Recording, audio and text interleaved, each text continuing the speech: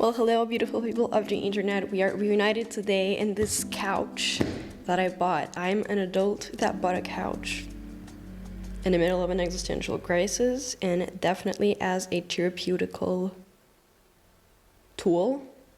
But I bought a couch. So yeah, today we're gonna have a two-part video. The first one is going to be trends that I'm thrifting, looking for, and actually trying to get my hands on this summer.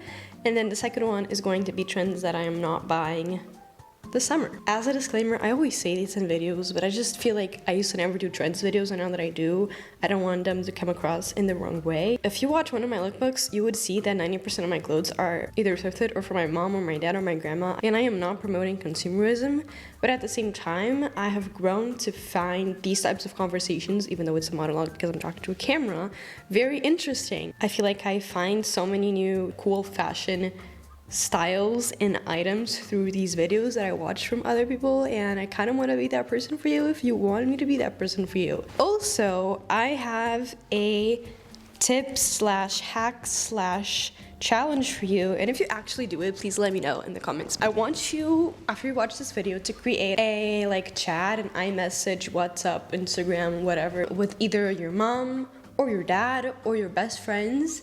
And basically what you'll do is whenever you're after a certain item, you just send it to the group and you see if any of your friends have something similar. Because a lot of times, I will send a picture of something that I want and that I want to thrift to my mom, and then she'd be like, oh, I actually have that. That happened with my clogs. I wanted a pair of clogs. I was about to thrift one, and then I just asked my mom and I sent her a picture, and she was like, I literally have a pair of clogs at home that I don't wear. Whatever people you have in your life that maybe are older and can have other things, or friends that, you know, have kind of similar tastes to you, you can recycle clothes.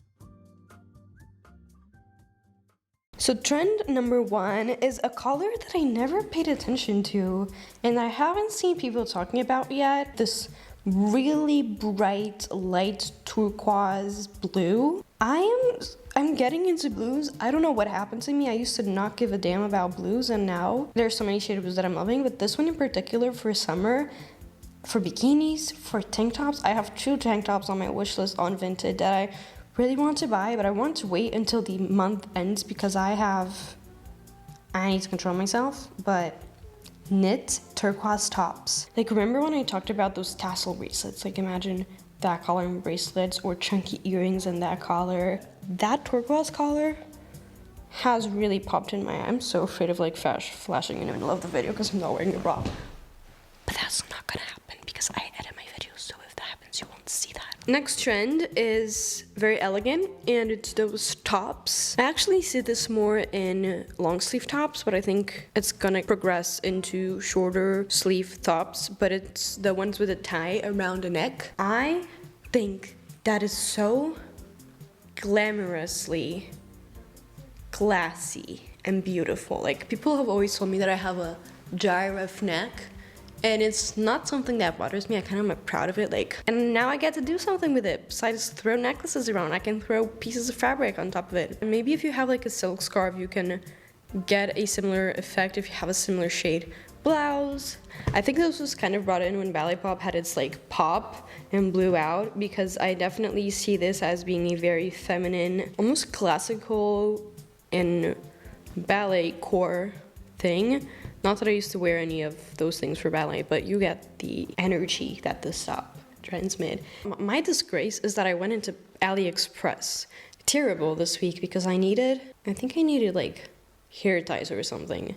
And so I just went in there to order, and I know that it's not sustainable, but I was getting hair ties, and then this freaking algorithm started suggesting me a bunch of different tops that were so beautiful, and I screenshotted all of them, and I was like, I'm not getting inside of that app to buy them because they are not sustainable, but I am screenshotting them, and I am going to dedicate 2 hours of my day trying to find a tie around the neck top because that is my life. Next up, we have something that probably will not surprise you, which is sports shorts. I want one in every single color: yellow, orange, green, blue, red. But my excuse is that I actually am a workout person now for the past 3 months.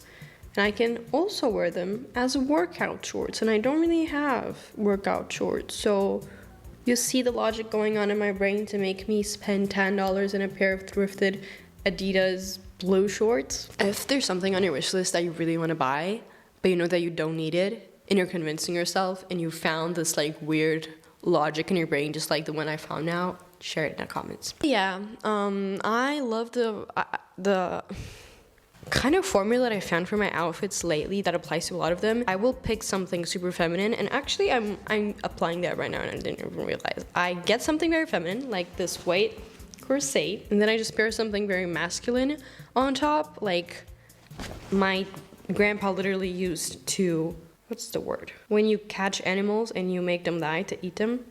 Why am I not remembering the word right now? Anyways, this was actually his vest for that. So I'm very excited to buy one of those pairs of shorts and then style it with like lace tops or satin chokers. Honestly, just throw them on top of a bikini to go to the beach. I love that I'm loving colors. The way that these videos come up is like every once a month I will have an existential crisis and spend 2 hours on Depop.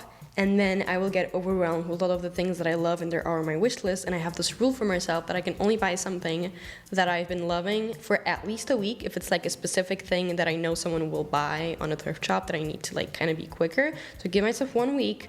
And then if it's like a bigger purchase, at least a month to 6 months before I buy it. So I'm kind of proud of the rules that I established for myself. But all of this to say that these videos come from when I have a huge urge to just buy 10 things out of Depop, and I'm like, you need to control yourself, Maya, so get that energy, make something productive with it, and then I make a video about things that I want to buy. So who knows if I'll buy this or not, but I think I will, and it is bow clip-ons. I was watching a Susie Lola's video, and she was talking about clip-on bows. And I was like, why did I never think that those girls on Instagram that have these beautiful hairstyles with ribbons around her braids, it's a clip-on satin lace thing. Like, they are not actually tying that around their hair. And I kid you not, for Fashion Week, I bought ribbons on a like fabric store specifically to make braids and the hairstyle with the brows. And yes, I do have a very difficult hairstyle to make braids because every hair in my head is a different length right now. But why did I never thought that they were clipping them in? That's genius. That is 2023 type of genius. So that's one of the accessories I really want to get my hands on.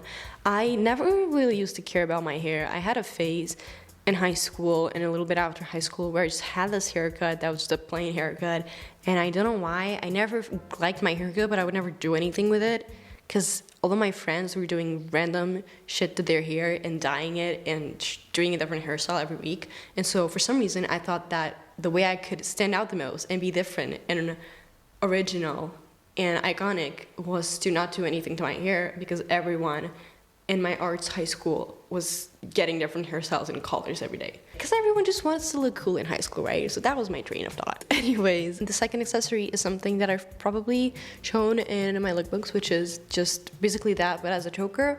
And I did start using the things that I thought I was gonna use for my hair as chokers. I do not know how to properly do the bow so that it stays and it also looks like good and straight. So if you have any hacks for that, please let me know. Going on with hair, something that I've been loving to do is low buns. And I was a ballerina. I feel like now I say this in every video since ballet corps blowed up. I'm like, I was a ballerina for 14 years of my life, but I was a ballerina for 14 years of my life. And I think that kind of gave me a trauma when it came to buns. I don't know why I said that I had a big trauma with low buns. I am one of those persons that actually despises and hates using the word trauma randomly in their sentences. So just please ignore that I said I had a trauma. I don't have a trauma with low buns. Trauma is a very big word, and I don't want to throw it around. That was just really annoying story. Yeah. So I don't think I ever used buns for non-gymnastic purposes in the past years, and now I have embraced the low bun, sleek gelled low bun look. And for someone that has been really struggling, like such a third world problem, but truly struggling to style her hair in the past years, now I can just throw it in a low, sleek bun and feel so put together. And no one knows what hairstyle is inside of that bun, you know? It's just a bun. And sometimes that's what we need, to just have a bun. Anyways, last but not least, because we do not want to make these videos too long, this is probably not a surprise, but I want and I don't think this is actually how you call it, but a bloomer asymmetrical ruffled skirt. There is one specific that is on my wish list, and I love the texture. Do I need more long or midi or max skirts? No. Something good about those skirts is that you can wear them basically all year round because they're fresh enough for summer,